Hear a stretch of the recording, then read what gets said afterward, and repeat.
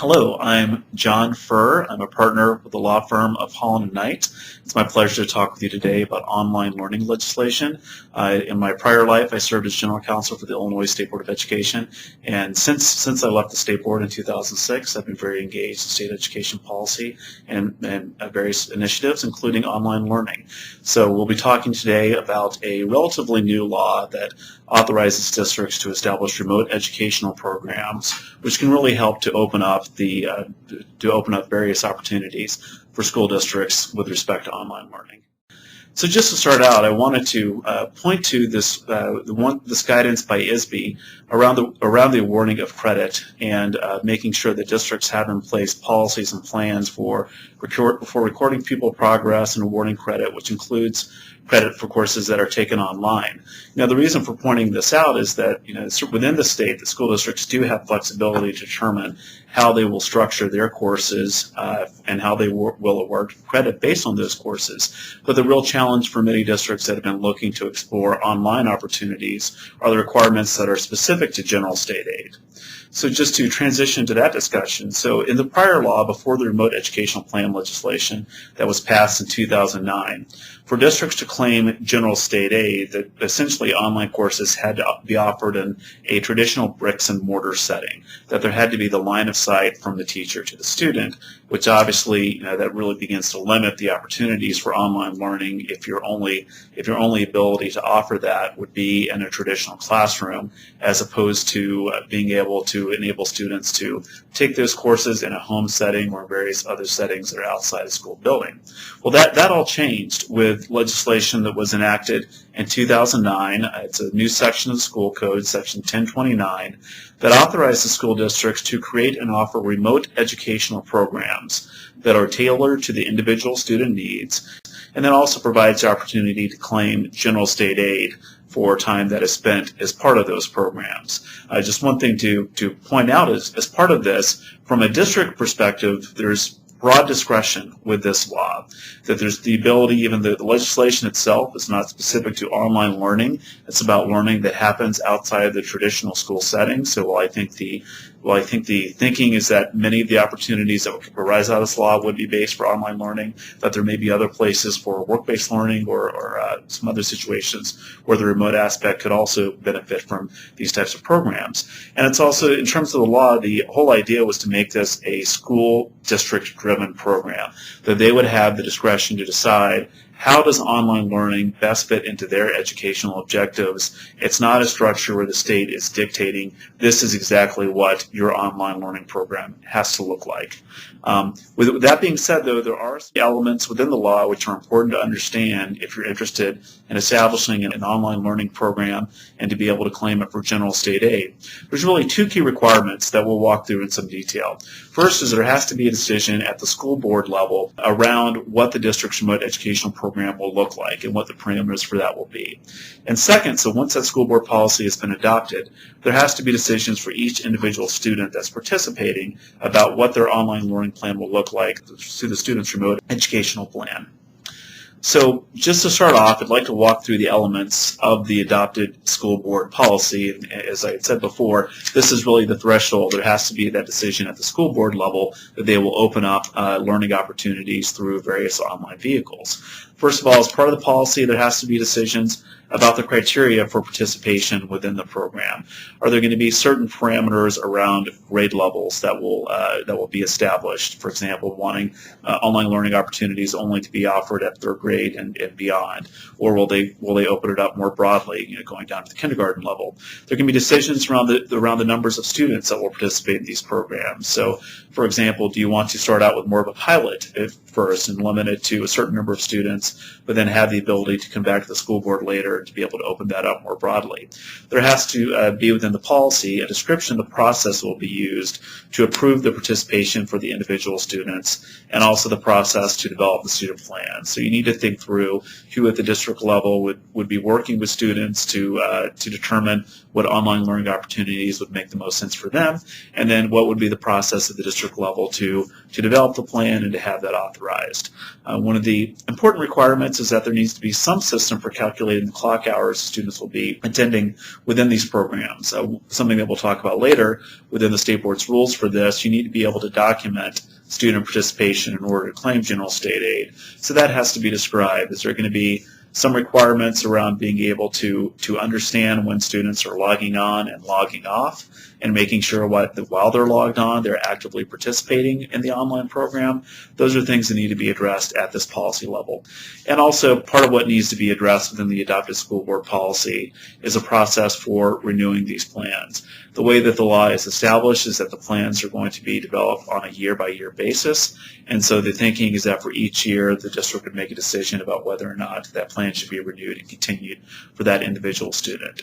So that has to be spelled out within the plan as well.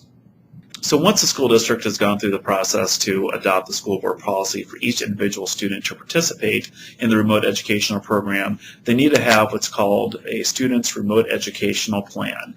And there's a number of requirements that are spelled out on this slide and are set forth within the law around what that plan has to include. And what you can basically think about this is like the student's IEP for online learning. Or if you develop, various plans for students and after-school programs for supplemental services, this is an individualized learning plan for that student, which is going to talk specifically about what are their achievement goals, what is the progression you're looking for that student to achieve over the course of that year that they are within the program, what are the assessments that are going to be used to monitor that progression, what are the progress reports that will be used for both the district and for parents, and also to what extent is there going to be teacher and student interaction as part of this. Those expectations would be spelled out.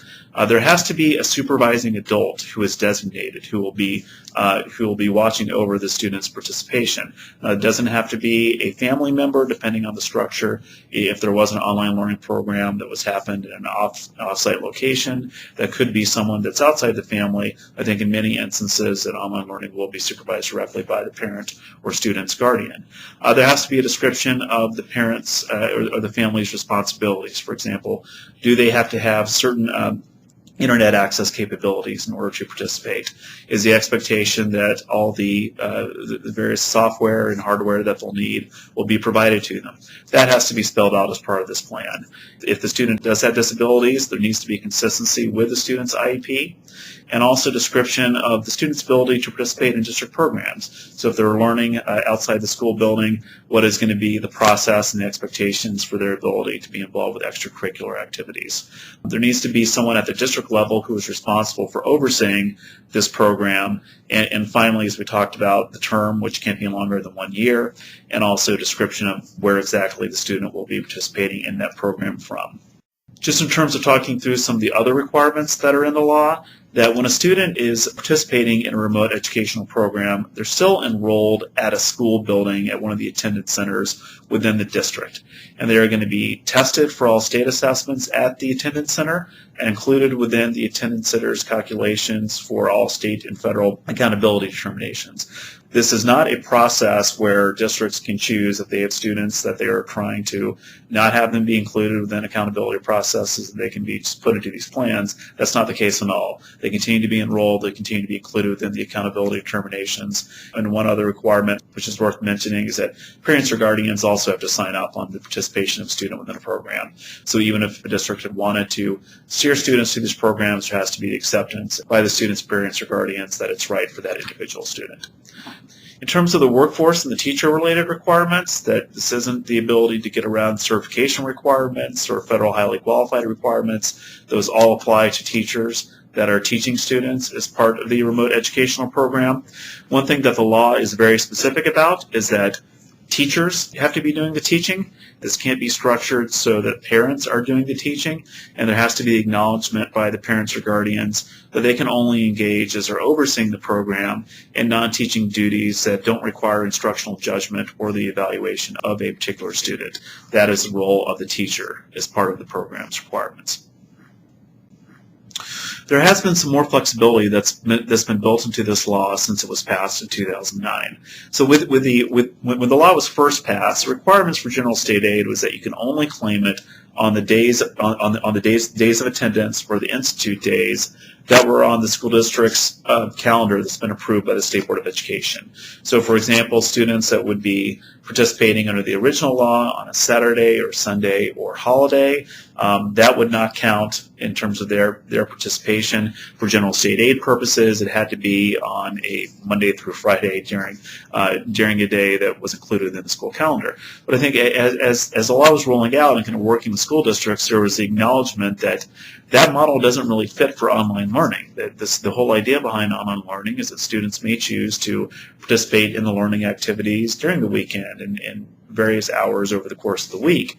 And so with that process, this was really viewed as a major limitation within the law that needed to be fixed. So in 2011, the General Assembly decided to make that change and has now made the law even more flexible, where general state aid can be claimable on any day within the district's regular school term. So between the start day and the end day of the school calendar for that district based on the attendance center that the student has been assigned to. And those parameters were if they are in a year-long program, that can also be accounted for in terms of the claiming of general state aid.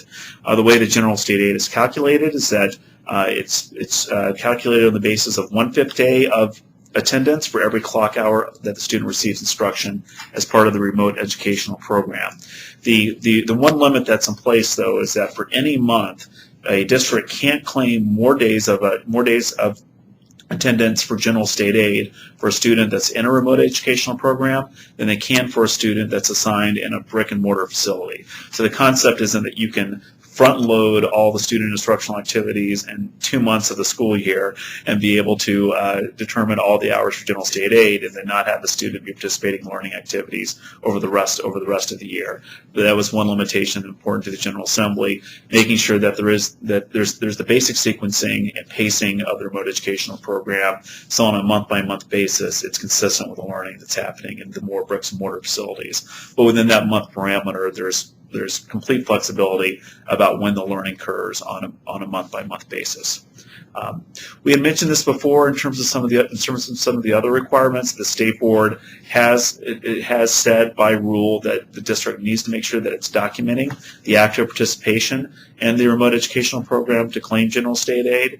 So I think that's one of the situations where as districts are either developing these programs or contracting with various providers that help support these programs. It's just making sure that there's something built in from an auditing and tracking standpoint to be able to determine when a student is participating and when there's not.